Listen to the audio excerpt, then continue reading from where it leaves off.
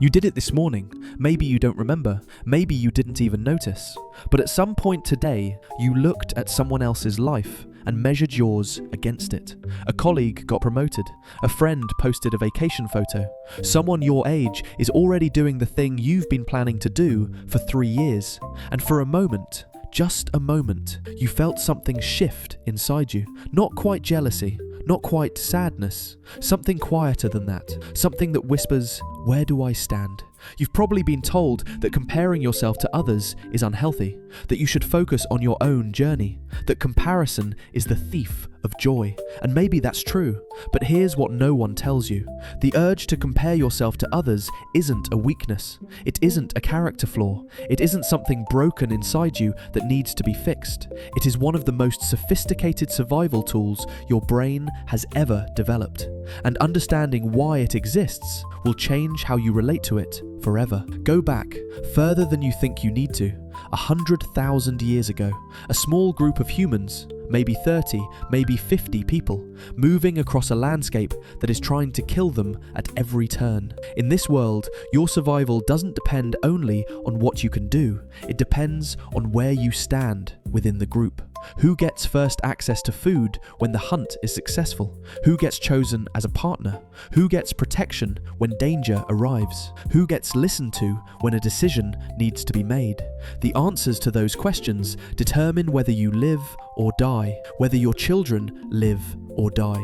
And how do you know where you stand? You watch other people, you measure, you compare. Not because you're insecure, because you're intelligent. Psychologist Leon Festinger recognized this in 1954 when he proposed what he called social comparison theory. His central argument was simple but radical. Humans have a fundamental drive to evaluate their own abilities and opinions, and they do this primarily by comparing themselves to other people, not to abstract standards, not to some ideal version of themselves, to other people, specifically to people nearby, people in similar circumstances, people who feel relevant to where they are in life. Festinger called them similar others, and your brain is obsessed with them. But why? Because similar others give you the most accurate information. If you want to know whether you're a fast runner, comparing yourself to a professional athlete tells you almost nothing useful. But comparing yourself to the person who trains the same amount as you in similar conditions, that tells you exactly where you stand. Your brain is running a calibration system constantly, updating its estimate of your position, your value, your competitiveness, based on the people around you. And for 200,000 years, that system kept humans alive. Here's where it gets more interesting. There are two directions your brain compares, and they serve very different functions. The first is upward comparison, looking at someone who has more, who achieved more, who is further ahead. This one hurts. You know this feeling. But it wasn't designed to hurt you, it was designed to motivate you. Upward comparison is your brain's way of identifying a target, a possibility, a direction to move in. Research by Thomas Musweiler at the University of Cologne found that upward social comparisons, when processed correctly, increase effort, persistence, and goal-directed behavior.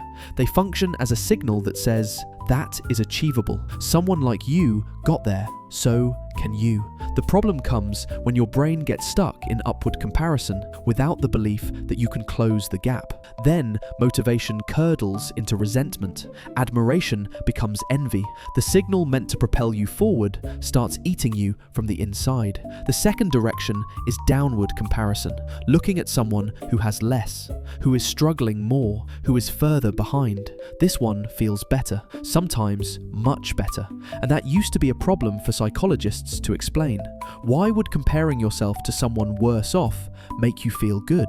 It seems almost cruel, but Joanne Wood at the University of Waterloo showed that downward social comparison serves a powerful psychological function. It regulates self-esteem. It provides perspective. It reminds your nervous system that your situation is not as bad as it could be. When you've just failed at something, when you've been rejected or embarrassed or humiliated, your brain instead instinctively looks for a downward comparison, not out of cruelty, out of self-preservation. It's trying to stabilize your sense of self-worth so you can keep functioning. This is ancient, this is adaptive, and this is deeply, unavoidably human. But here's the part that no one warned you about. Your comparison system was built for a world of 30 to 50 people. A world where the only lives you ever saw were the lives happening right next to you, where the most successful person in your group was someone you interacted with every single day, someone whose struggles you also witnessed, whose failures you also saw, whose full, complicated, messy reality was visible to you. That world no longer exists. You now carry a device in your pocket that gives you access to the curated highlight reels of billions of people, every day, every hour. You are not comparing yourself to the 30 people your brain evolved to handle. You are comparing yourself to an infinite, algorithmically optimized stream of the most impressive moments from the most impressive versions of the most impressive people on Earth. And your brain has no idea. It runs the same ancient software. It sees those images, those achievements, those bodies, those careers, those relationships, those moments of apparent perfection. And it does exactly what it was built to do. It compares. Researchers at the University of Pennsylvania, led by Melissa Hunt, ran a controlled experiment where participants were asked to limit their social media use to 10 minutes per platform per day. After just 3 weeks, participants reported significantly lower levels of loneliness, depression, and anxiety. Not because comparison stopped, but because the volume of comparison was reduced to something the human brain could actually process. 10 minutes. That's all it took to measurably change how people felt about their own lives. Which tells you something important. The comparison instinct itself isn't the problem. The dosage is. There's another dimension to this that science is only beginning to understand. Your brain doesn't just compare outcomes, it compares processes.